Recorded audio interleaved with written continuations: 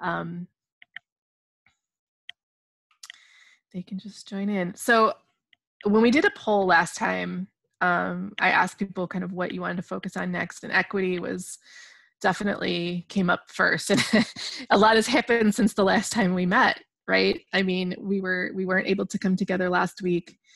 And since then, I think that's even more in the forefront of our thinking than it was even before we took a break. So I want to focus on equity today and anti-racism and anti-racist schools and all of the resources that I've come across. I'm not going to share all of mine with you, but I want us to resource with each other. And I shared my first resource with you at the top. So the last 3 days, and some of you were there, I did a conference with Emily, who's been my co-host before, and James, who's also been my co-host on here before. And we had some guest speakers drop in. Jim Sporlater came, Matt Portell came, and Joe Truss, who, if you don't know him, I would like you to know him. He's a principal in San Francisco, and he has a website, which I put in the chat, Culturally Responsive Leadership. And he has some great resources, and he just has a great blog. He's funny, but he's also very real, and the things that he's talking about are extremely relevant, and it's helpful because he's a principal, so they're coming from a leadership, someone who's trying to run a middle school point of view and trying to incorporate all of these ideas and think through these things.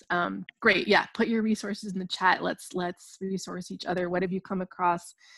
But before that, I just wanted to give you guys some time to process kind of how the events of the last week have affected you, and especially in this context, had you pause or think differently or rethink your planning for the fall.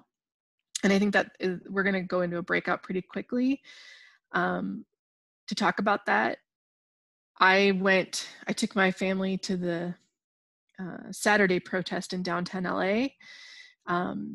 And I have 2 teenage boys, so they came with us. And it was very intense. All the anxiety around being around people after having not been around people for 3 months. And then, there was like 10,000 people. So, but everyone had masks on, and we were trying to stay, people were trying to stay distant from each other the best they could. But, and then just all of it since then, there have been continued big protests here and curfews, and lockdowns, and just a lot of great mixed feelings. I was just like, there's just so much like anger and hopefulness and rage and frustration and powerful, like coming together. There was just all of these things that everyone seemed to be feeling at once coming up.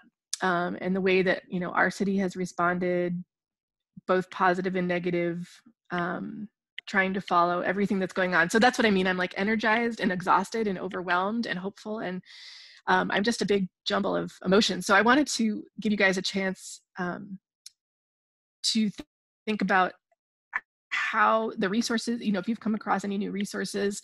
And I wanted to share a graphic with you that someone shared with me, and you may have seen it already. First, okay, I'm going to share this screen. This is Joe's website that I sent you to. So he's got a really great link to 40 books for anti-racist teachers, which is a great place to start. I mean, there's so much, we can spend our entire summer reading our book lists.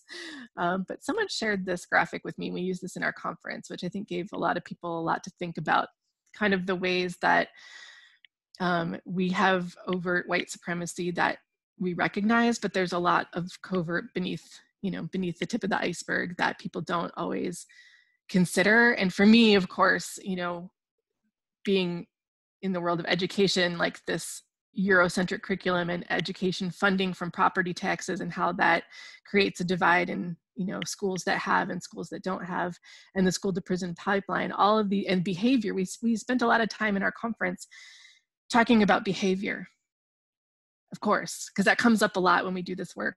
I think that's the biggest shift that schools that are trying to become trauma-informed schools, that is one of the biggest barriers for them, is to think about behavior and consequences and punishment. And,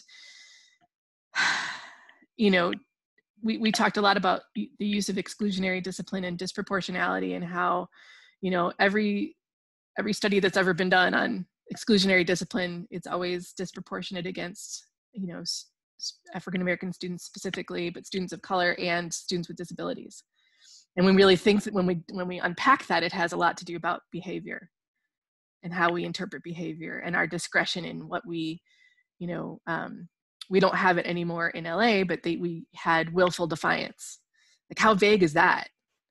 You know, you can suspend someone for willful defiance. And that was completely open to interpretation. So they did a good job of getting rid of that specific policy, but thinking about our policies through that lens of how do the policies that we have in school, how does our curriculum make people feel othered or not included, and how are we thinking about changing that when we go back, if we're not already in the process of that, or if, you know, maybe you've been doing this work forever and, you know, you've felt alone, or now you feel more empowered, or just, I'm just really curious to hear how all of this has been effective you, and keep, you know, use the chat function. I'm going to stop sharing this for a moment so that we can do a breakout. How many folks do we have? 24. Okay, good. This is great. So I know that was a lot of questions, but wrapped into a lot. But when we break out, if you could first, you know, we always start by building community, and introduce yourselves to each other, tell each other where you're from, what your role is. And then kind of just thoughts about this in terms of schooling, you know, what comes up for you and how we go about creating more equity in our schools. And then we will come back together. All right. Jenna, do you want to put people in breakouts? Like 5? Okay. 5 people in each one, and we'll go for our typical like 8 to 9 minutes.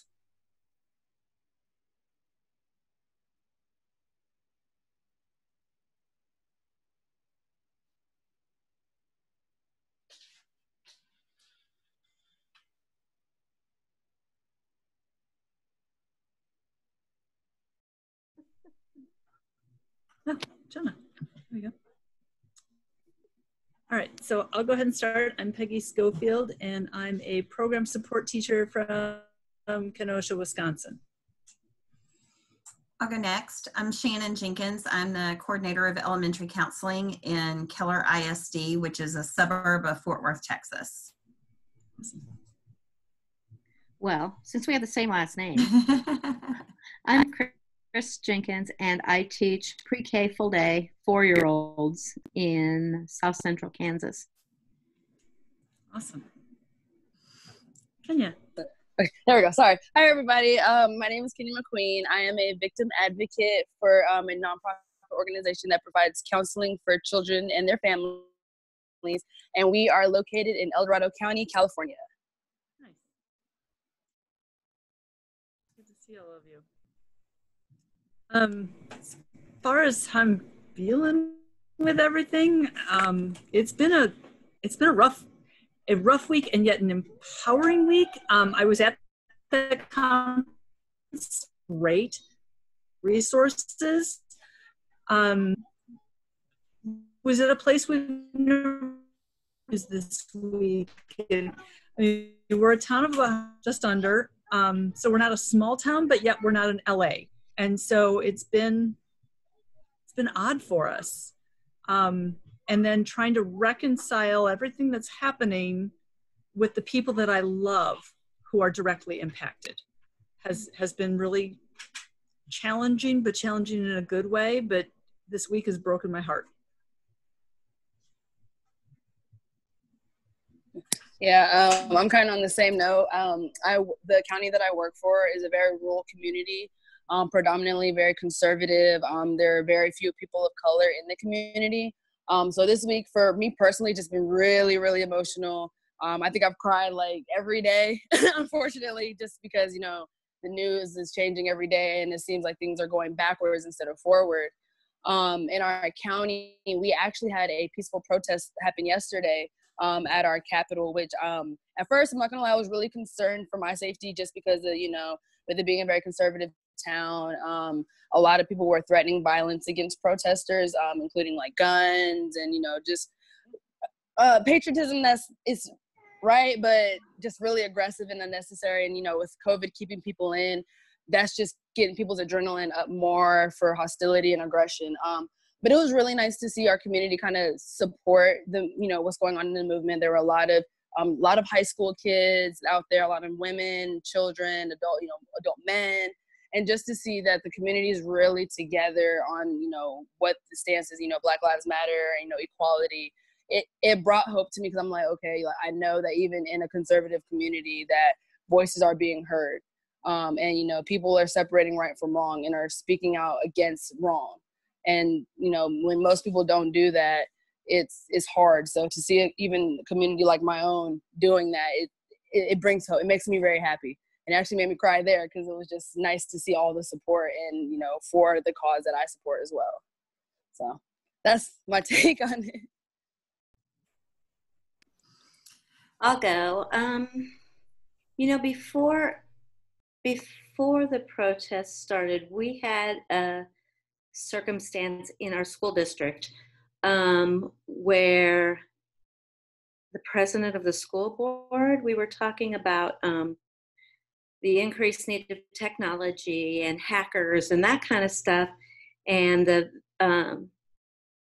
meetings were being recorded. And our board president said, yeah, we need to keep them damn Chinese from coming in our back door. And the outrage that we had was unbelievable. And we had an interim superintendent who was on her way out because ours took a sabbatical. And now she's coming back into this, for lack of a better word, shitstorm. And I mean, the teachers union has taken a stand, the superintendent has taken a stand, but this was all going on within our district and within our community before what happened in Minnesota. So we were already in the midst of, how do you say this and be on a school board and represent a school district? You're an idiot. So. I would say for me in our district, so our district is about 35,000 students in our district. And we began some work about a year and a half ago at the district level, just kind of trying to it not just be, you know, creating a culture of belonging, but it actually having some teeth to it, you know, and not just being a committee, you know. It was, where are we going to get some traction with this and where are we going to get some push with this? And so my district kind of has started their work about, like I said, about a year and a half ago. And we brought in a group last summer who began pushing that conversation and talking about redlining and talking about the systemic racism and groundwater and, you know, all of those things that I'll be honest, I grew up in, you know, a small town in Louisiana. And so there were things that I was like, oh my gosh, you know, I mean, you can't, at this point, you can't deny it now, you know, you can, it's there. It's the numbers are there. The figures are in black and white. I mean, there's no denying it. And so I felt like, you know, and as you would with any, in any large group, you're going to have some people who are going to take it and who are going to run with it and who are see it. And then you're going to have some people who are like, why are we doing this? Is there an OCR, you know, an Office of Civil Rights issue that we're dealing with here? You know, is this a mandate that we have to do? And so for me, this has become equity work and social justice work has become a passion of mine with this work with this group of just people of all different backgrounds, because we've been able to be very honest. And it really is a safe space for us to be able to have that dialogue and that conversation. And so, as heartbreaking as it is of where we are right now in a society, it almost, in some respects, is validating the work that we've been pushing and we've been trying. And don't get me wrong, we are nowhere near where we need to be. But just the fact that I feel empowered that my district has wanted to take this on, and it didn't take this for us to get to this point to take this on, and at least begin pushing the dialogue and having that conversation, and just seeing other people who I didn't realize had that same spark of passion and fire and outrage, and just, it doesn't, like, it's wrong. It's absolutely wrong. And what white privilege actually does mean, and refusing to be silent anymore. And so, as hard, I'm a lot like y'all in that I'm kind of have mixed emotions, in that I'm heartbroken and have been brought to tears many times, but then at the same time, it's like, okay, we're on the right path, like, at least as a district, like, we're at least pushing that dialogue, and we have been. And so I feel like it's grounding our work a bit. Sorry, I kind of went off on a soapbox. No, I get it. And I'm hoping we're at a tipping point. I pray that we are at a tipping point, that something positive is going to come from this. And that it's not the same old crap that we're going to go back to where we were 3 months ago. Yeah, I definitely agree. Oh, yeah. Yeah, and I do know, and I agree with you guys that it's like I said, validating to see that, that your cause and what you believe in is, something that is common. And, a lot of people aren't taking it anymore. Because me personally, I live in Sacramento, but I drive up to Placerville because I want to be a representative, of the people of color community. And I'm trying to go up there to, provide a safe space for people to be able to ask questions that they have without feeling attacked, or, just kind of creating an open space for conversation to facilitate. And that's what I feel, needs to happen in our community, is everybody's so scared to communicate that nobody does. And because they're scared of getting attacked because of their beliefs or whatever. And we need to facilitate an environment where it's okay to voice your concerns, or, ask questions about this because you don't understand, rather than turning to hate. And, because you don't understand it, you automatically dismiss it or hate it. Like, I feel like that's one of the biggest things we need in our community. So it's getting there. Yes. And I mean, it's slow, but it's better than it was 10 years ago. The conversations are being had. They're opening, and 10 years ago, this conversation wasn't had. Like, everybody was just like, "Oh man, that sucks," and kind of just left it alone. But now everyone, like, no, we need to talk about this. How am I going to change my community so this doesn't happen in my community? And so we're doing it. It's going to take some work, but we got it. Yes. Hope is there. Chris, I'm so sorry that you have that fear. I'm so sorry. That has to be so hard for your grandma heart.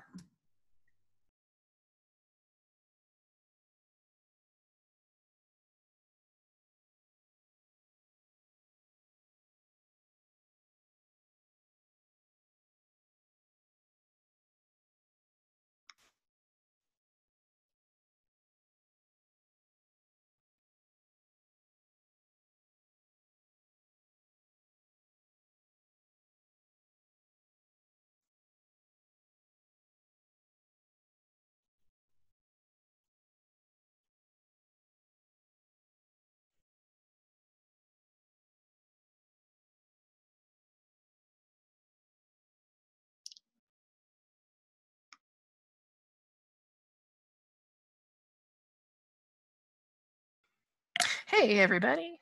Welcome back.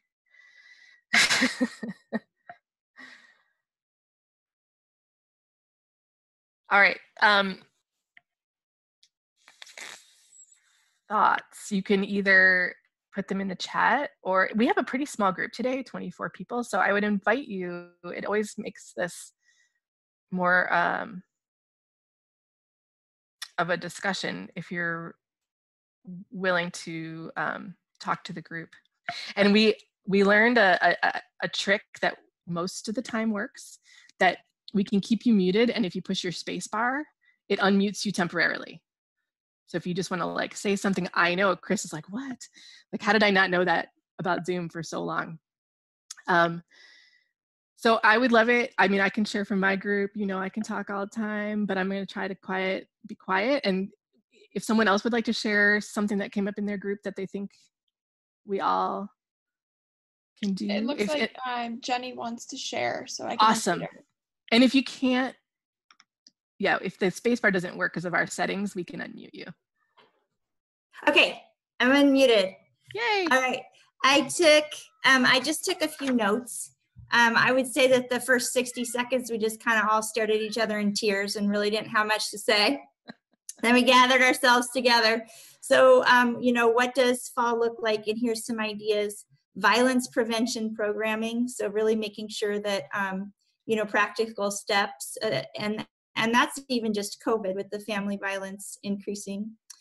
Whole family support, that's my lens. But, you know, if you are talking and supporting students at school, I have families, I have caregivers and parents reaching out to me very afraid for their own children. So not just thinking about programming for students, but also for the entire family, because sometimes the most fear is the caregivers themselves, those parents.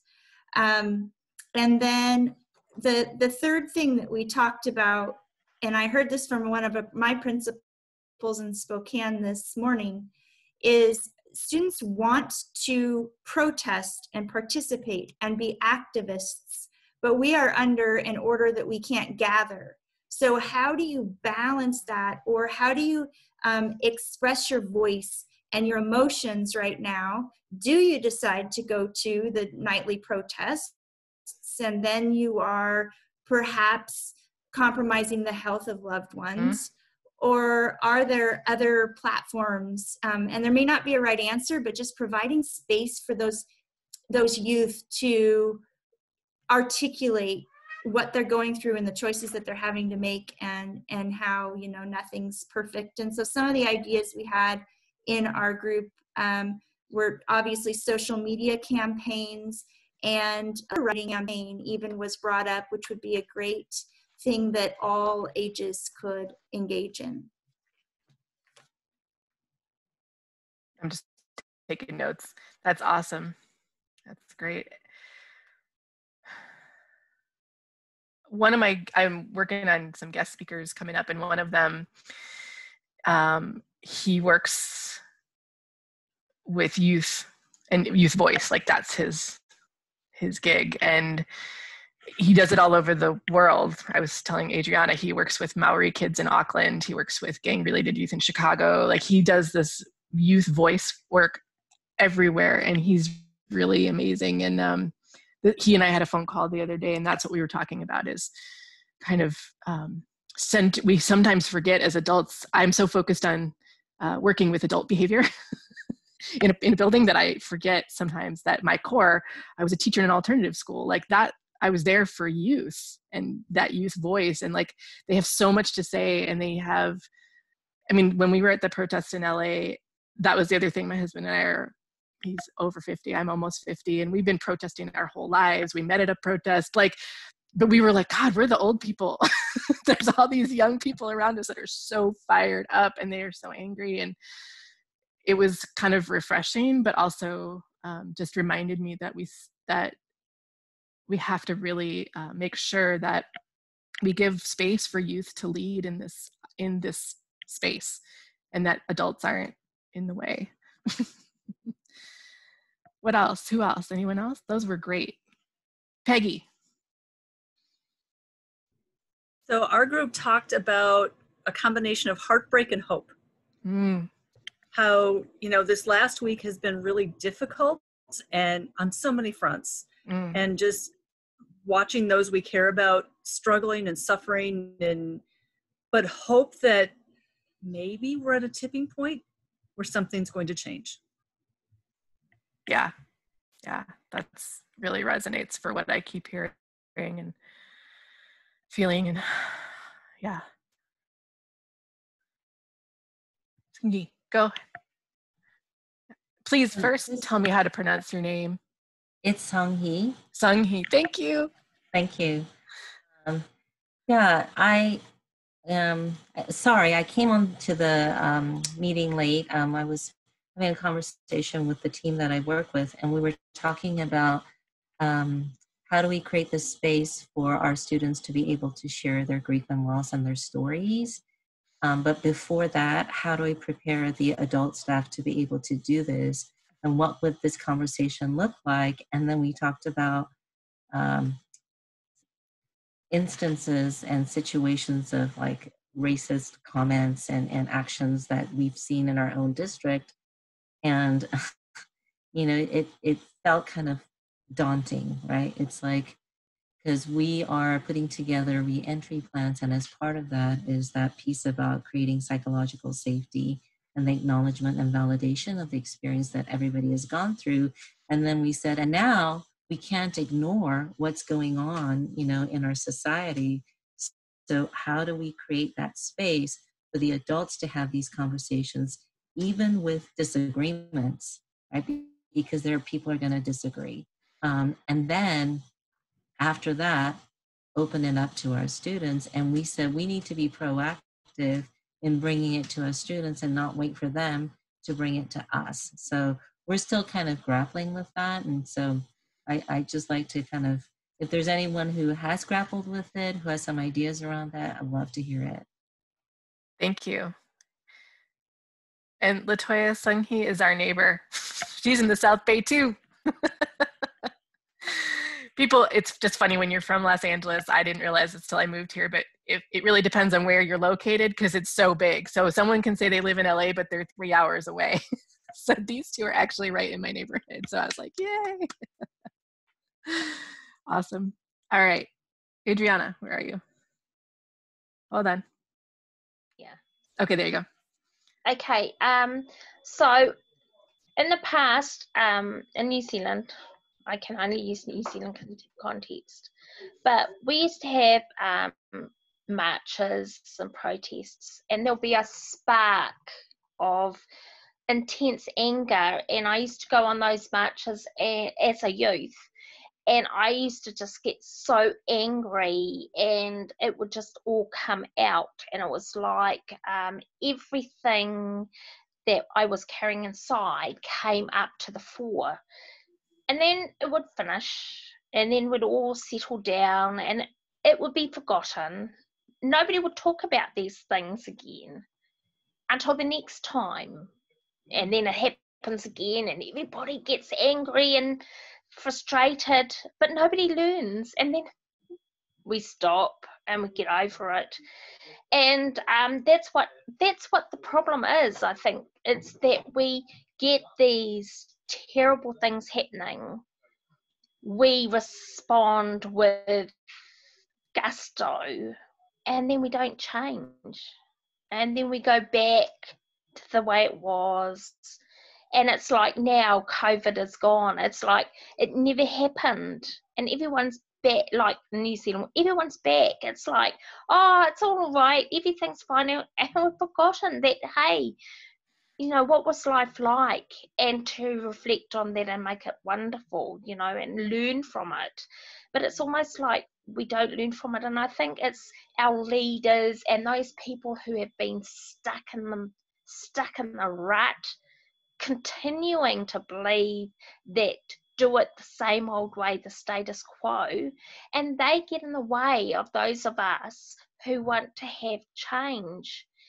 And so it would be really good if those in power would be removed totally, and replace it with new people with the same sort of mindset, like trauma-informed practice. I think that would do a lot, you know, just get rid of all the old people, because it's the old people, those those, you know, old teachers, those old police who've got set ideas, the newbies come in, and then those new ones with inspiration of that follow the older, grumpy, stuck in the mud people, and then we become them.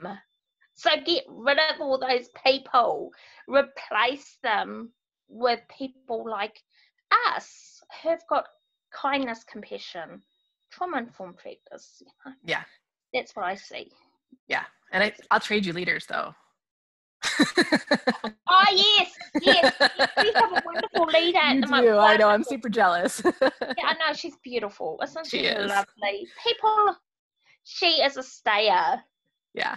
But I do think you're right. I mean, I think, and that's why someone said to me, a friend of mine joined our conference, and she's known me since I was in high school, since I was probably 13 or 14. And she said, wow, this really is the work. Like, this is the work. Like, this is the way that we might be able to affect so many things. I mean, we have an education lens, and so we're trying to do our best to affect change. And I know you've heard me say this over and over. This is so, I have a very big systems approach to this work, so that we're not just talking about kids who've experienced trauma, but we're using that lens to look at everything we do: hiring, budget, discipline, you know. And so this is even just for me more of this encompassing lens, and that we can use this to help push the changes that we've been wanting. This also keeps coming up and came up in our conference the last 3 days, that education is needed an overhaul forever. And a lot of the things that we're talking about are things that have been needed forever. And there's so many kids who've been pushed out of the system before this because of the things that we're talking about.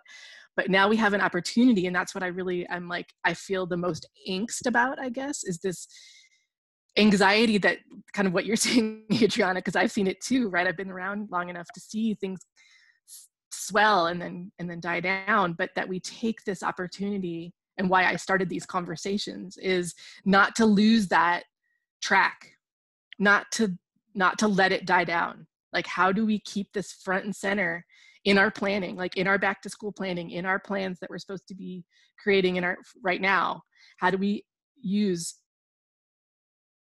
a trauma-informed lens that's anti-racist and, you know, has equity at the center, because for me that would affect so many things that I wanted to get rid of: grading, standardized testing, you know, stupid bell schedules that benefit adults. I mean, I could go on, and I'm a school nerd. I love schools, but there's so much that is adult focused and not youth focused. So that was why I wanted to keep doing these. Someone asked, are we going to keep doing these?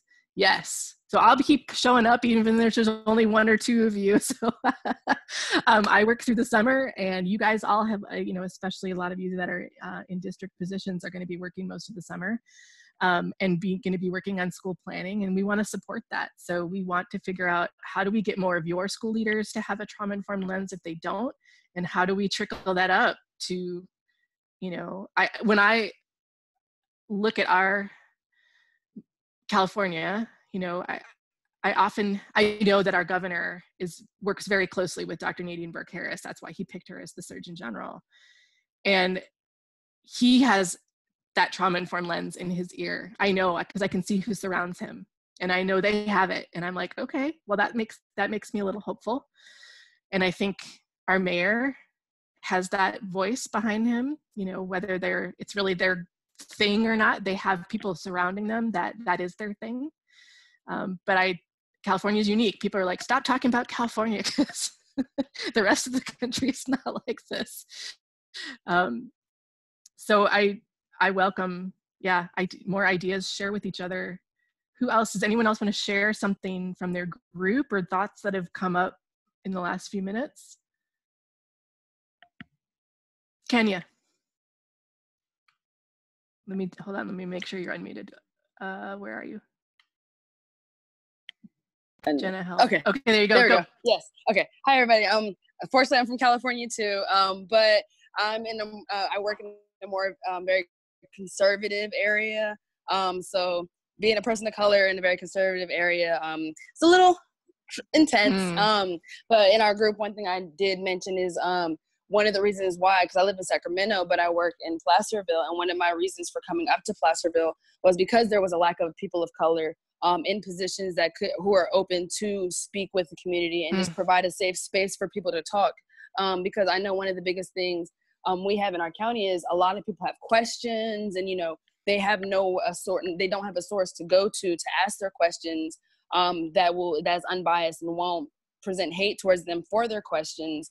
And so, like, I know when I was speaking in the group, I was saying that a lot of people in our community have questions, and when they're not answered, because they don't understand, they turn to hate because it's something different, it's something foreign for them, and their questions aren't getting answered, that they're just like, okay, well, if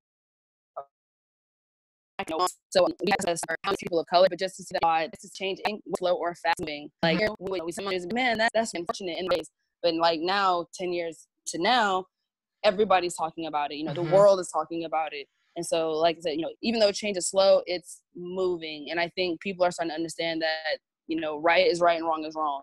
And we have to stand up for right, because wrong will take over, unfortunately. Yeah. But yeah, I think that's kind of one thing that we really resonated with and discussed in our group. And what do you do up in Placerville? I am a victim advocate for a nonprofit that provides counseling and services for youth and their families.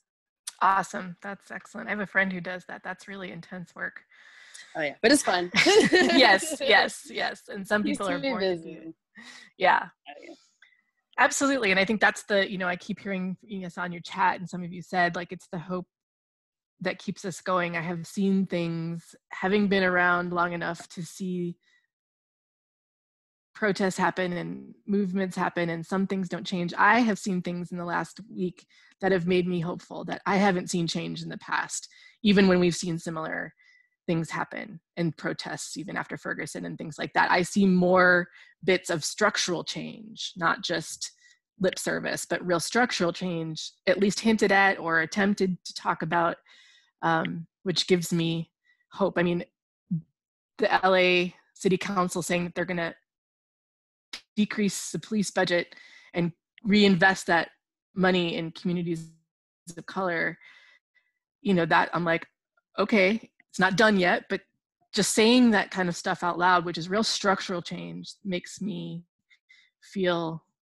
proud of them, for engaging in that conversation and being willing to go there. And I think one of the things that,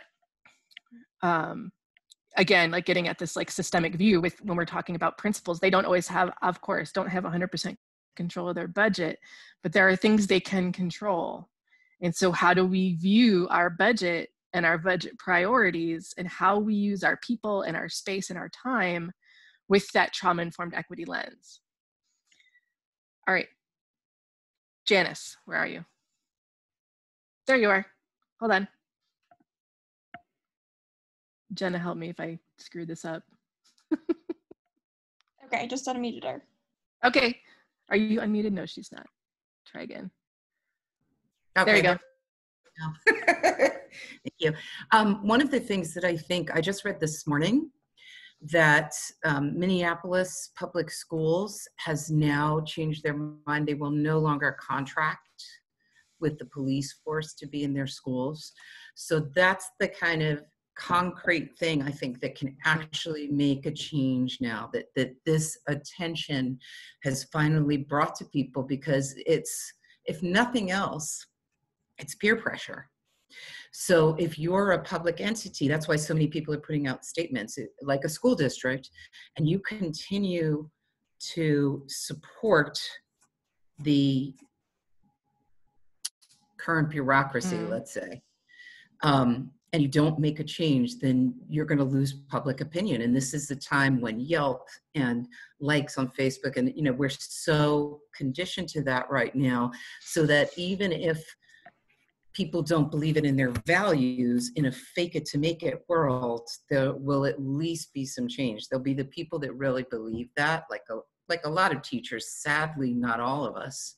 I can't believe it when I see the things that happen with teachers, but there will be at least some change to come out of this. I thought that was really great. And the fact that the other 3 officers were now charged. So I think that there's so much attention on this that there will start to be some systemic change, which is needed. Yeah. And, you know, I looked at this morning, today is the 101st anniversary of the women's right to vote. So when you look at that and how slow we move, that was only, you know, just 100 years ago. Yeah, I agree. I want to echo Jennifer Chat said that budgets are moral documents. You know, absolutely. If you show me a school's budget, I can tell you priorities. I look at that. And okay, before I go down, so who else wants to share? Anyone else? I like sides and pause. Don't know you want to. There's just so much. But as we go back and are making these plans, where does this conversation fit? So I would say when we had Joe Trust come on as a guest speaker for our conference, our little guest speaker highlights, they were here with us for like 15, 20 minutes. And we said, you know, what's the one thing in this current context that you want all of these school folks to know? And he said, the most important thing is that we have to be talking with each other and not afraid to have these conversations. And that we don't have, if we're considering whether or not we are gonna go into that space, that's our privilege talking. That we cannot use our privilege to decide that it's too hard to talk about or too uncomfortable, or we might offend people. So kind of like you were saying, like creating these safe spaces for people to talk, but not safe that people's feelings aren't going to get hurt, right? He was like, I'm not talking about white fragility safe. Like you have to be able to dive into really complicated conversations but allow people to make mistakes without vilifying them and be able to like consciously like not correct them either, but I can't remember how he put it, but we don't have a choice about when we come back to school, whether we can have these conversations with staff or not. They have to happen.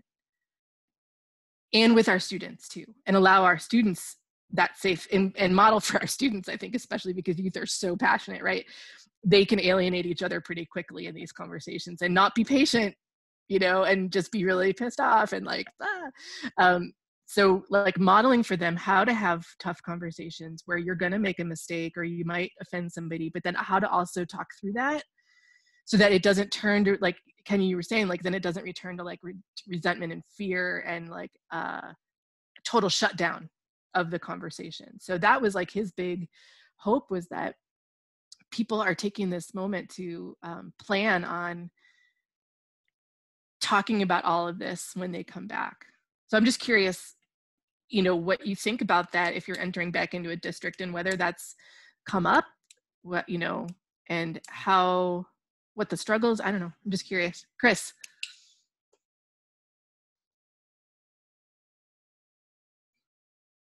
Hold on. Okay, go.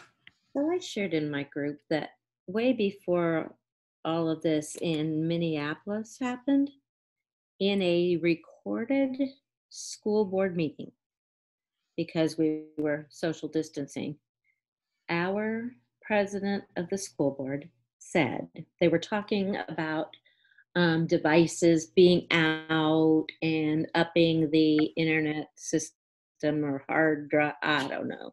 I'm not a technology person. Anyway, and he goes, yeah, we need to get that taken care of before the damn Chinese come in our back door. And then, I didn't share this part in the group, then he sits back all pompous and jerk face and he says, yeah, I said it. What are you going to do? Come get me? And I mean, I was appalled that he said it, but it didn't surprise me because he's a jerk. But I was really surprised that nobody called him on it.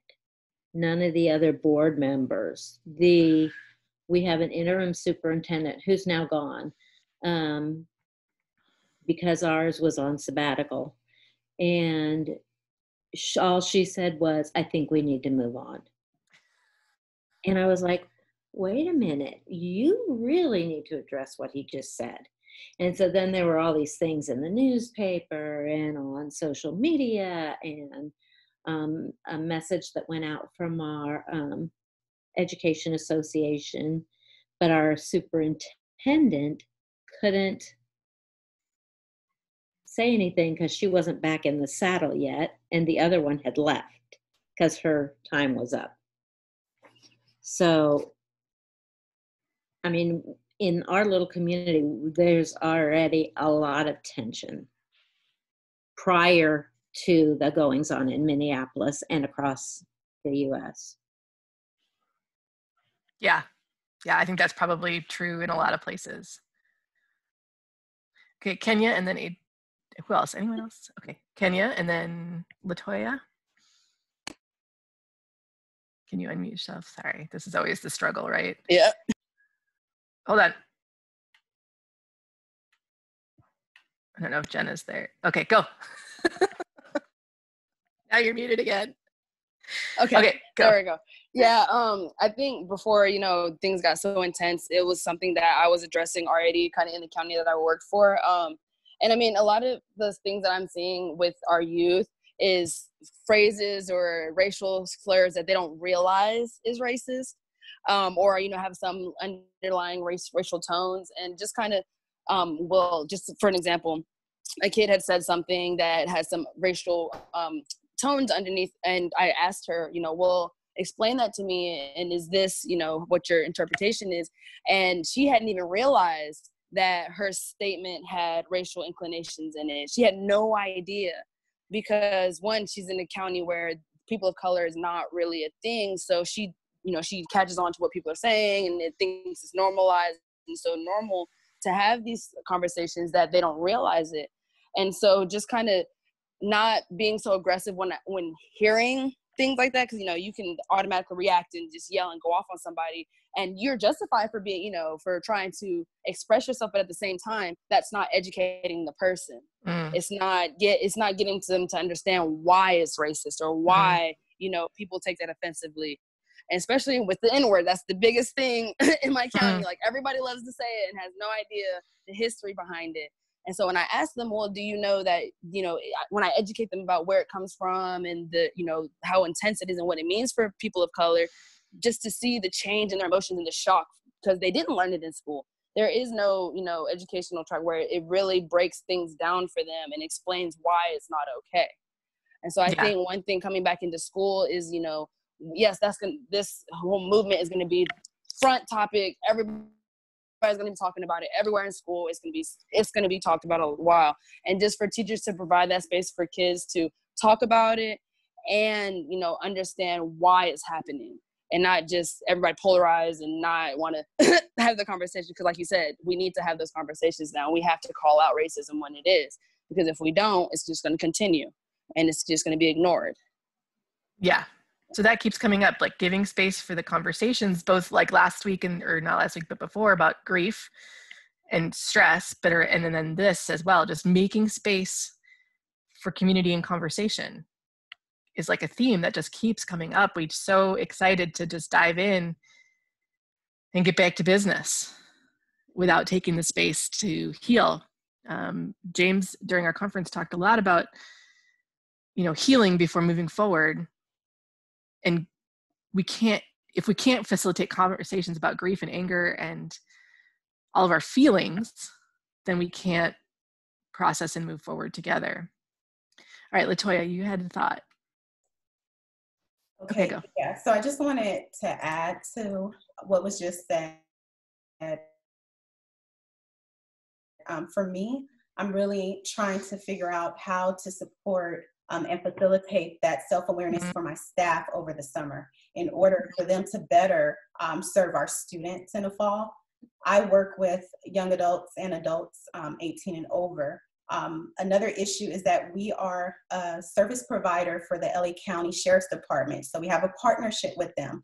So how do I create that safe space for my students to speak without offending a partnership, which pretty much finances our, our programming. So that's very difficult. Yeah, wow, that's a lot to think about. would love, I always put my email in here at the end. Please reach out to me directly, because with any of you, like if you just have questions and you want to talk about stuff, just send me an email. We can even set up a one-on-one Zoom and chat about, share resources, and I can share with you what people have been sharing with me. I'm happy to do that anytime. Adriana, you have your hand raised. Hold on. Okay. Okay, so I've just heard a lot of people talking about the silence, and silence is really it's like perpetuating the problems that we face. I was in an early childhood centre, and I could see things that were very harmful for children. And so I raised the issues with my manager, and then nothing changed, and staff knew we were unhappy, children were suffering. So I made complaints about it, because I thought, this can't go on, and I couldn't just leave, because that's what I was told to do. Just leave, just go, don't say anything. And that would have perpetuated the problem, and the children would have continued to suffer, and the staff would have continued to complain. So I spoke out, and I made complaints, and I got burned badly from that. And what I've learned is that, and I've lost a job, I've lost my career basically, because I blew the whistle. So basically, I think people need protection if they speak out, because we all have personal responsibility to say something, and other people need to know that actually we are hurting and there's something wrong, because like another person said, they don't know, and they need to know, and we need to tell them. But that's really hard, especially when you're going to be burnt by it. You're going to lose your job and income and everything. So I say keep speaking out, so that you can, because silence is damaging. Yeah, absolutely. And I think people are putting some great suggestions in the chat of restorative justice circles and trust circles, and starting those. There's a ton of resources out there that teach you how to do that. Dale, I'm wondering, you said that your school has gone back with no space and time and attention for this processing of feelings and emotions. If you're willing to unmute, like how, because Dale's in British Columbia, so they started going back to school recently. How is that working?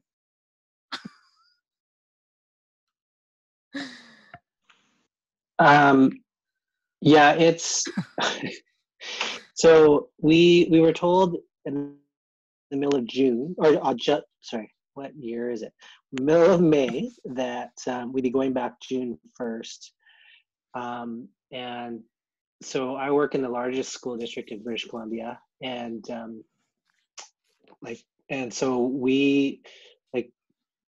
so already having had to, turn on a dime in March, we had to rethink about how we're going to set up schools to meet kids' needs and to meet some of the needs that they wanted, because the government wants to reopen the economy.